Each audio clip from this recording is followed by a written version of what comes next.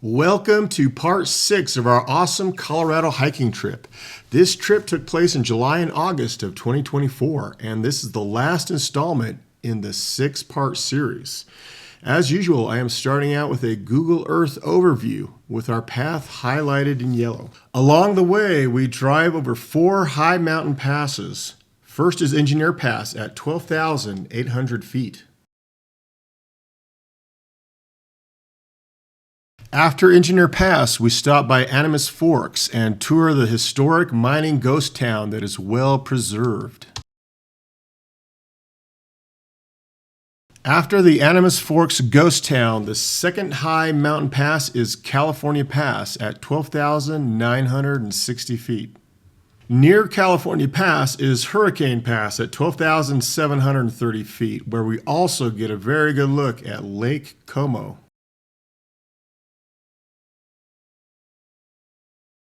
And finally, the 4th pass is Corkscrew Pass at 12,244 feet. For this trip, we only drive the portion of the loop between Lake City and Ouray, which is only about 30 miles, but the Alpine Loop covers much more terrain. In total, it is a rugged 63-mile or 101-kilometer scenic and historic byway located in the San Juan Mountains of Colorado. The Alpine Loop is a must-do for anyone with a 4-wheel drive and a desire to see truly spectacular alpine scenery. We have arrived at Engineer Pass. Let's start out with a few pictures that I took and also Dale took, and then we'll put the drone up.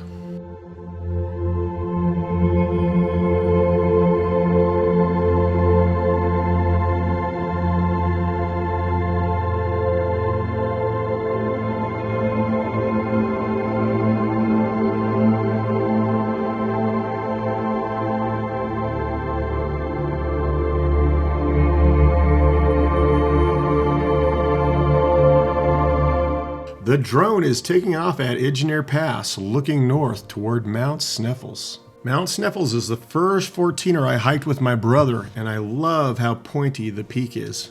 So sit back and enjoy the drone footage.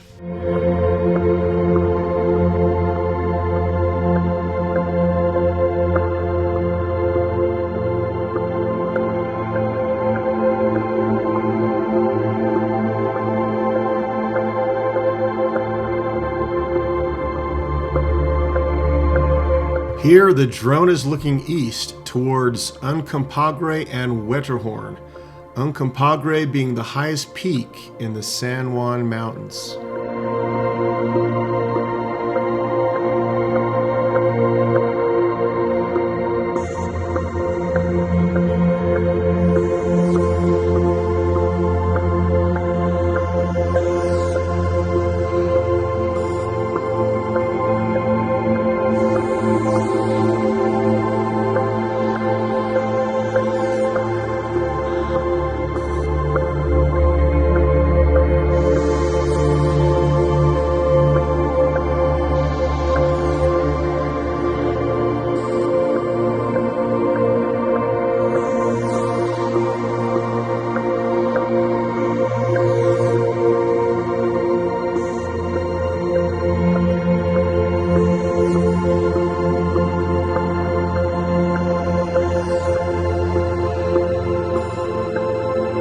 Guy and sometimes Dale dance at every mountain pass, so stick around to the end because you might pick up some really slick dance moves.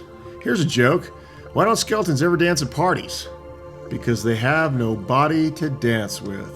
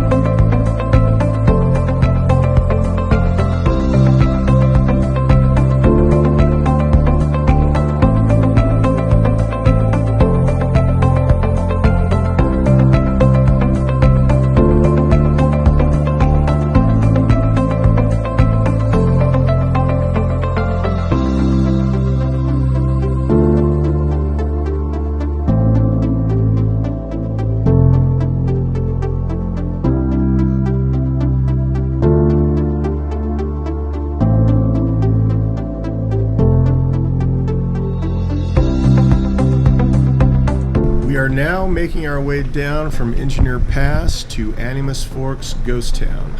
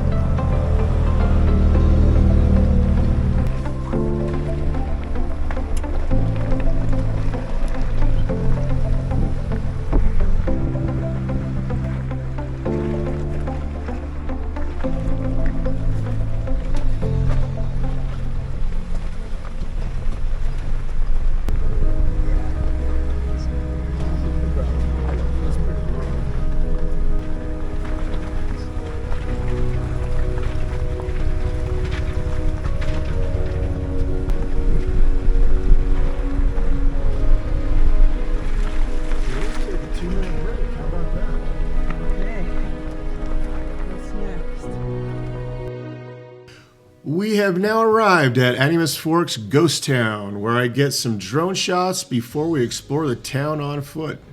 This extinct mining town is located 12 miles northeast of Silverton. At an elevation of 11,200 feet, Animas Forks is one of the highest mining camps in North America. The town's first log cabin was built in 1873, and the post office opened in 1875. By Colorado statehood in 1876, Animas Forks had become a bustling mining community with 30 cabins, a hotel, a general store, and a saloon. Every fall, the residents of Animas Forks would migrate to the relatively warmer town of Silverton at 9,300 feet. In 1884, a 23-day blizzard inundated the town with 25 feet of snow. The residents had to dig tunnels to get from building to building. Animas Forks was not a long-lived community. By 1905, the town's mining days were nearing an end. The mill closed in 1910, the post office closed in 1915, and by the 1920s, it was a ghost town. Today, the site continues as a tourist attraction with tens of thousands of yearly visitors. It is listed on the National Register of Historic Places, which provides the funding to preserve its structures.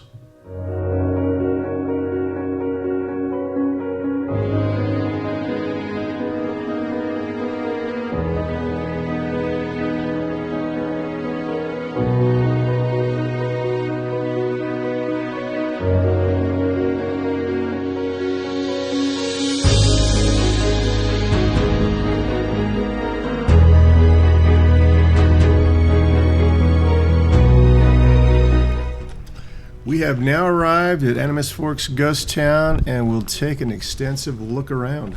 Cabins, which include a hotel, general store, meat market, saloon, blacksmith shop, assay office, restaurant, sawmill, and mill. Remember, Ted, when Dad took us to the ghost town in Idaho? I don't. You might have been too young, because I think I was young enough, too young to really appreciate the significance of a ghost town. I just thought, this is weird, you know? You mean no people are living here? There's these old buildings? Was it a mining ghost town? Probably. I'm trying to remember the details. Somewhere in Idaho, but it's far enough from Boise that it was actually quite a drive.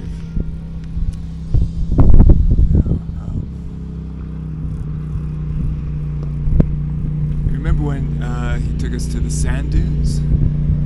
Huh. You don't remember the sand dunes? I don't remember Those that sand dunes either. are really amazing because they're pretty tall. It's just all sand too. Well, should we go check out the buildings? Yeah. Okay. That's interesting. That's cool.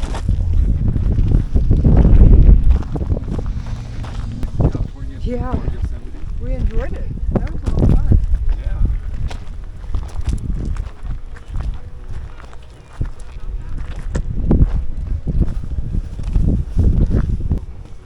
It was a museum. Yeah, it was.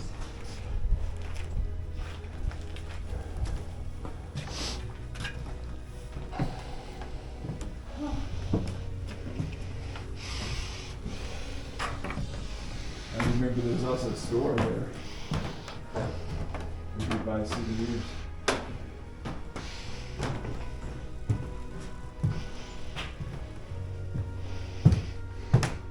Fixer upper, huh, Dale?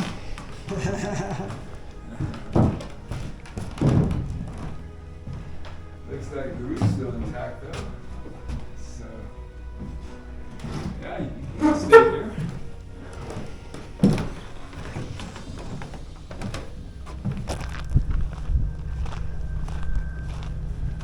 This says Gustafson Home. Nice Swedish or Norwegian name.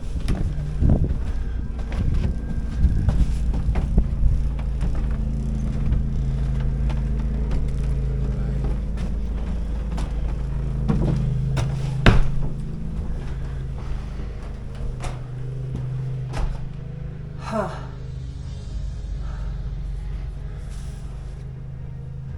It was built between 1906 and 1907.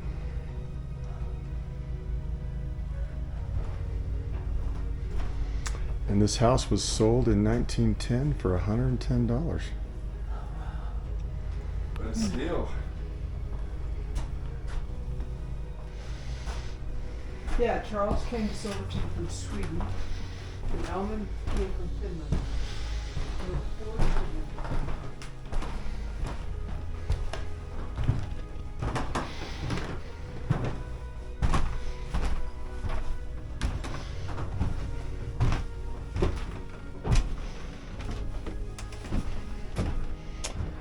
Well, that was probably the outhouse, huh?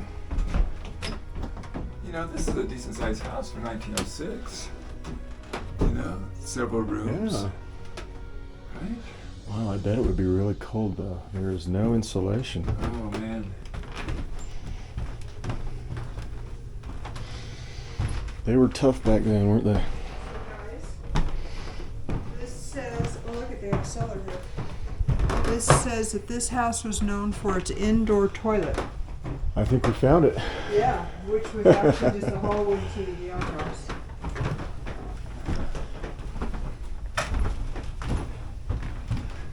I think it's Well, right there. Yeah, but that would be what you'd want in the winter.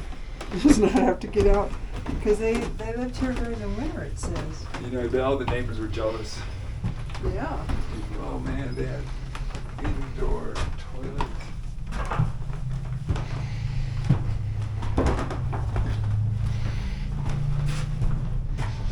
This must have been the kitchen, huh? Yeah, that's probably the flue. Yeah, because Or not the flue, but yeah, but otherwise there's not a fireplace in here for heat, so they must have had. Yeah. Huh. Wow. You know, I'm glad I was born when I was born. I don't think I have it in me to do this kind of labor.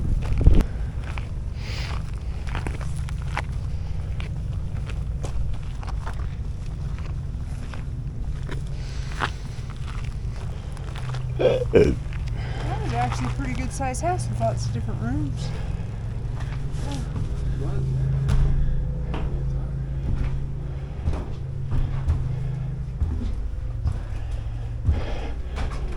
well, so this is just a shack, maybe 2 to 4 people. And it's hard to think about living in a place so small. This one's kind of the same, huh?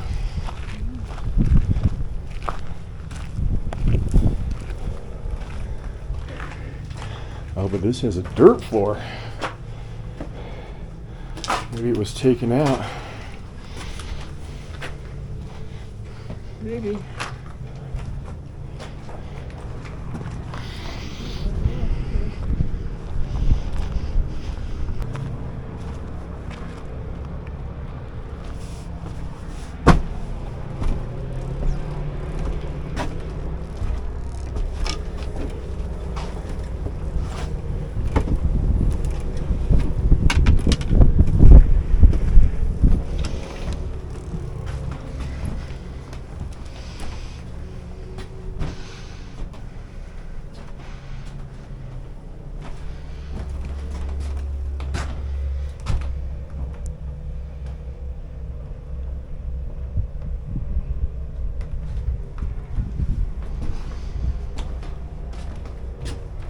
What do you think's on the wall here? Yeah.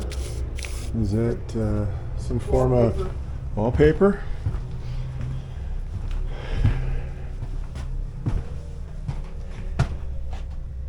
I think, Tage, you're right. This has got to be so cold in the winter because, I mean, let's say put something in between the cracks here. I mean, not much Yeah, protection. I'm sure it was in much better condition than It must have been, yeah. back in the day, but still. I don't know if these are the original. Probably not. Because you know how glass kind of flows, the old glass, so it's thicker at the bottom. Oh, they have an indoor toilet too. But these don't feel thicker at the bottom. It's interesting to me that the only house so far with a fireplace was that first one. The rest of them have just had like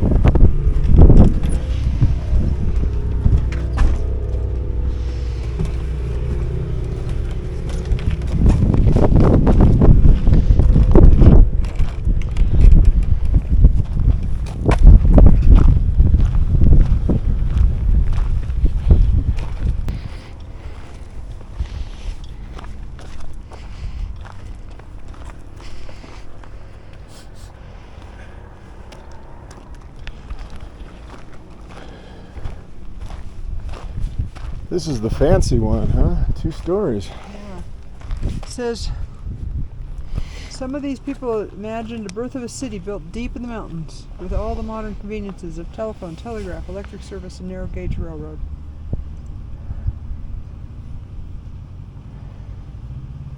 In 27. He built this house in 1879. Duncan's building was designed to support a growing family, including daughters Mary and Sarah, and their brother Willie Grant. He was a hard rock miner.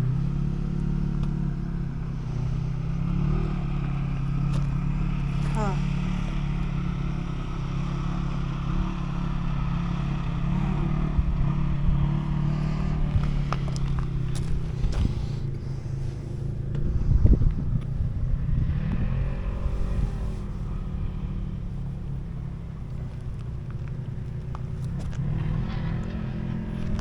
A citizen.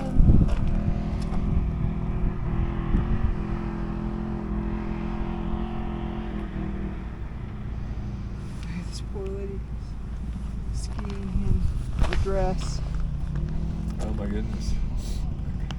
I mean, they would be isolated for months at a time. Yeah, you had to be so concerned about food. Make sure you had enough. You know, like, this is not area conducive to your gardening much. You know, I would think. They probably did have gardens, but it's so rocky. Yeah, the.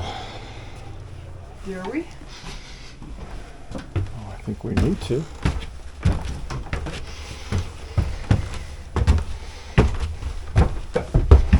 Oh, watch your head, guy. Ouch. Oh, Ted. It is short. Man. Thanks for warning me. Sorry. Yeah, experience that. Rats. Rats? Rat poop. Well,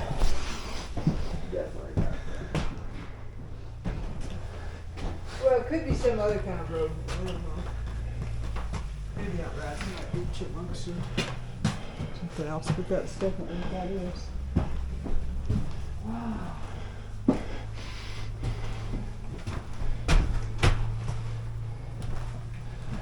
Yeah, there is definitely a smell here, isn't there?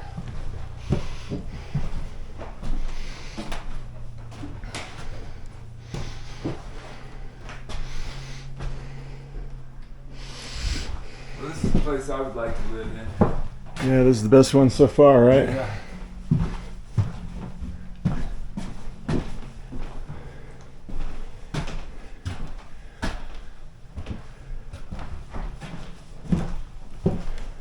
Alrighty. Yeah, watch your head as you go down.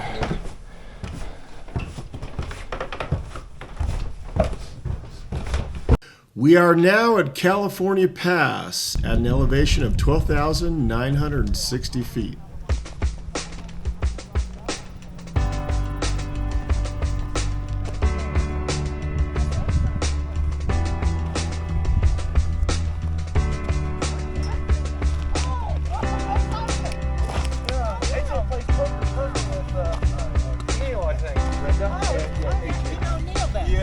Yes, I used to play poker. Oh, is he? Oh, yeah. Oh, we should. Oh, well. We're not. We're only familiar. We're only. Oh, wow. It's higher than I thought it was. We're almost at 13. Yeah, it's 12,960. It's just up there. So it might barely be above 13. No, I would think. You need 40 more feet. You probably don't get it. I think they'd probably do that. Okay. And let me get your picture here. Yeah, it's gonna have to be a video. Hey, guys. It's fun. Where you guys at? California Pass. California Pass. All right. Where you guys from? Encinitas, California. That's right. Come take us. So you feel at home? At California Pass? Yeah. No. Let's put up the drone and take a look around.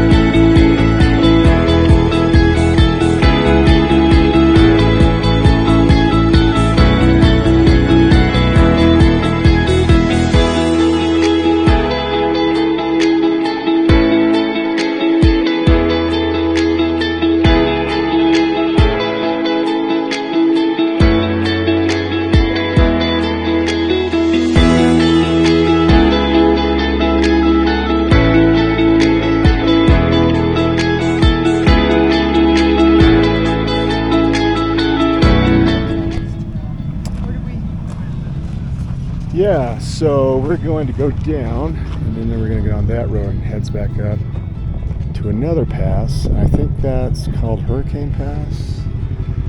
Then we'll go over and down into another valley, and then up to our final pass, which is, I think, called Red Mountain Pass. At some point we pass through Silverton, don't we? Not this time, no. Oh no, we don't go through Silverton. We're going to come out in between Silverton and Ouray, and then we're going to head north through Ouray. Okay. Right.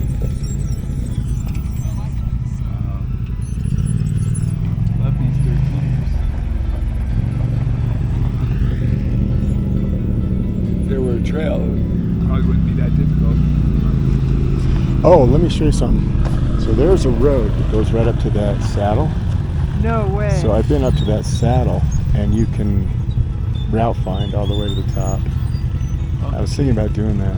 Or you could hike to me. Yeah. But you could drive to that. So that saddle's got to be over 13,000. You could Maybe. drive up there? Yeah, you can drive up to that saddle. Whoa. That's amazing. Wow. Can you believe that? It's so awesome.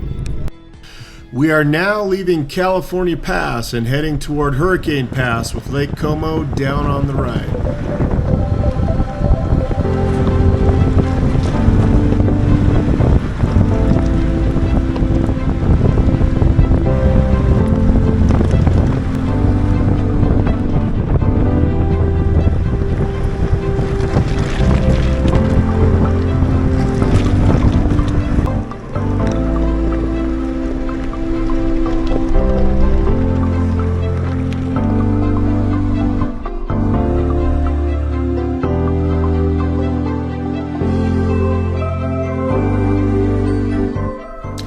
We are now driving down from Hurricane Pass and up to Corkscrew Pass.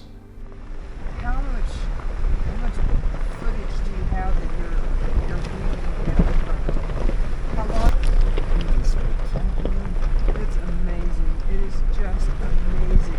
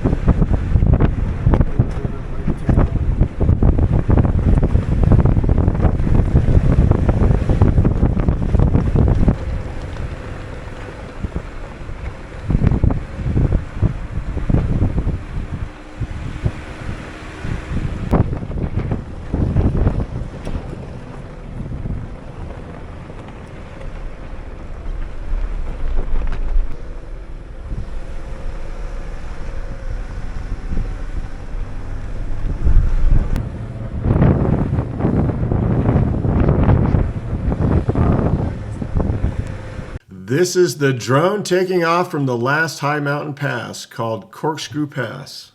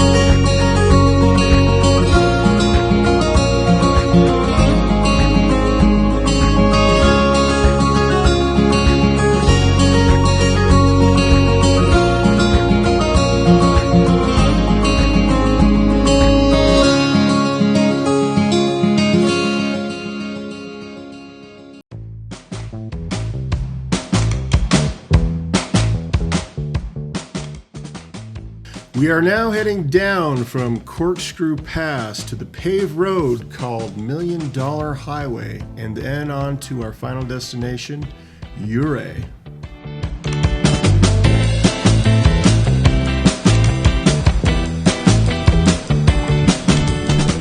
How you guys doing? We're so good, Ted. So good. Good.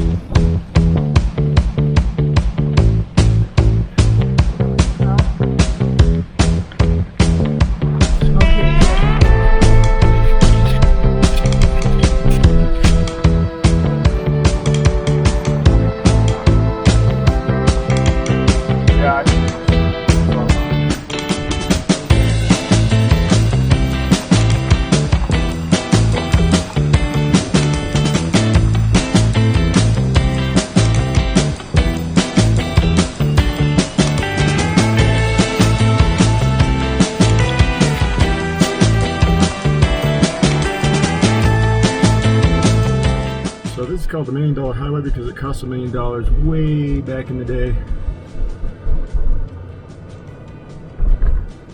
And this can actually be kind of scary. Oh, that's interesting. You see those guys? They do that in Moab all the time. They'll take a bunch of people out in open air. They'll modify like a Hummer or a full-size pickup truck, and they'll have like 6 seats, and they take them out on the trails. Oh, that's cool. I didn't realize they did it. They're probably heading up the same road we did.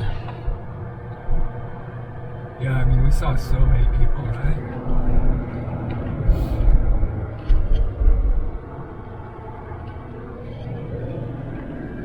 So we're gonna go through Ouray. Yeah, Yeah. yeah, it's a charming town. I think it's really similar. Maybe nicer than. Yeah, it definitely is nicer than Lake City. Yeah, I would say so. There's nicer property.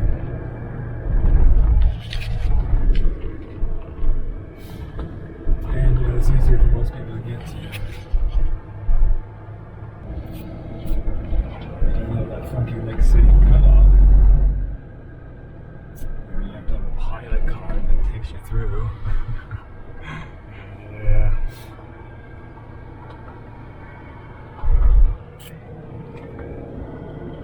One thing I remember about Ouray is it has a hotel with a big swimming pool. Yeah, I think it's got hot springs. Yeah, I think yeah, you're right. Hot springs, swimming pool. Oh, this is amazing. Can you imagine what they had to do to engineer this? They had to cut through this cliff, the side of this cliff. Yeah, we're driving on a cliff. When I was backpacking in Canada, a ranger invited Chris and I over to his. He was a backcountry ranger and he had a little cabin over there. And he said, I come to check it, it's way too much food. Come and have dinner with me. So we did, and he said, you guys, you Americans, he said, you build highways where we wouldn't even build a footprint, you know, like a backcountry trail. And he was talking, the main one he was talking about is the one in Yosemite, down in Yosemite Valley, one. Yeah, it leads up to Tuolumne Meadows. Yeah, you're talking Tuolumne Pass. But this is the same kind of thing. This is.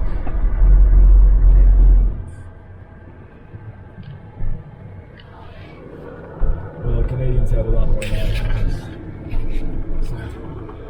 compared to their population.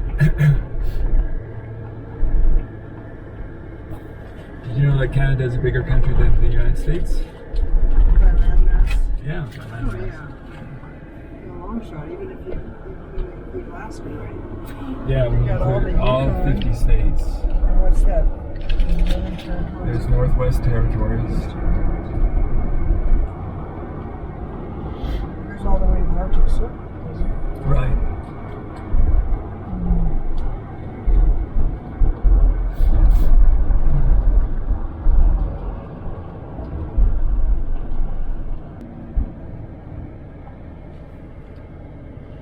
Switzerland, America.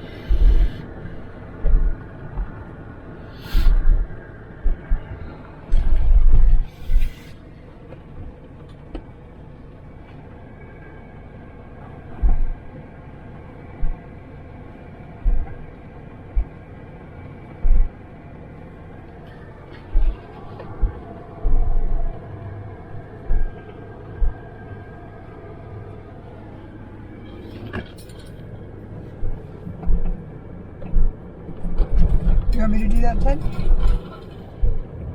Good, yeah. So we'll show you where we parked.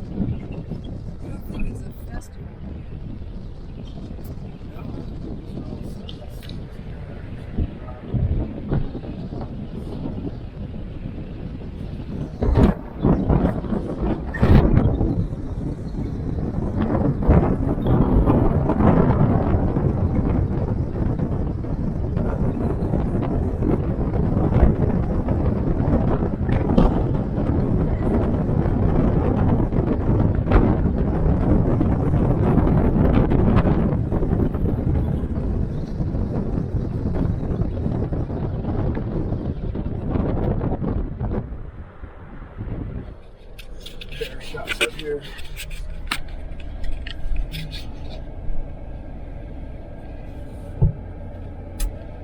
So it is a charming town. And look at the cliffs. It's amazing. I think Ouray has got to be one of my favorite towns.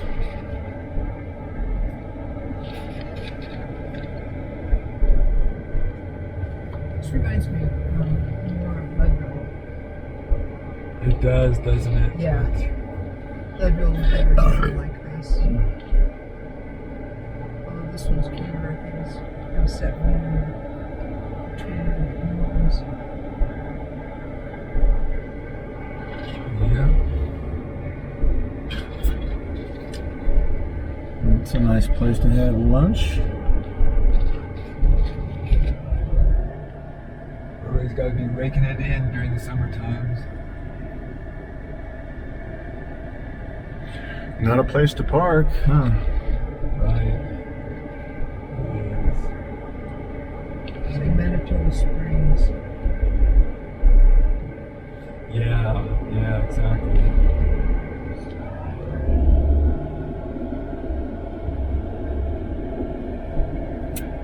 It's right next to Pikes Peak.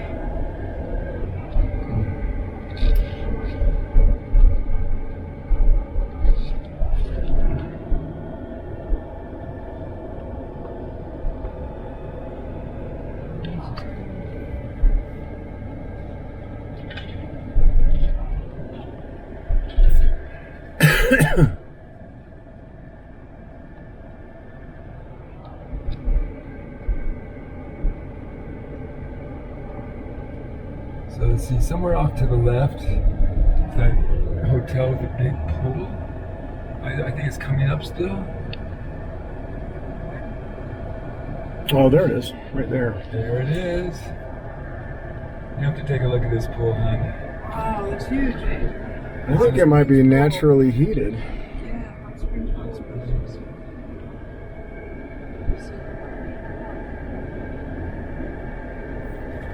Oh, that would be fun for kids. Yeah, And I guess adults alike. You look up, there's a massive cliff, beautiful mountains, and you're having fun at the pool. Yeah.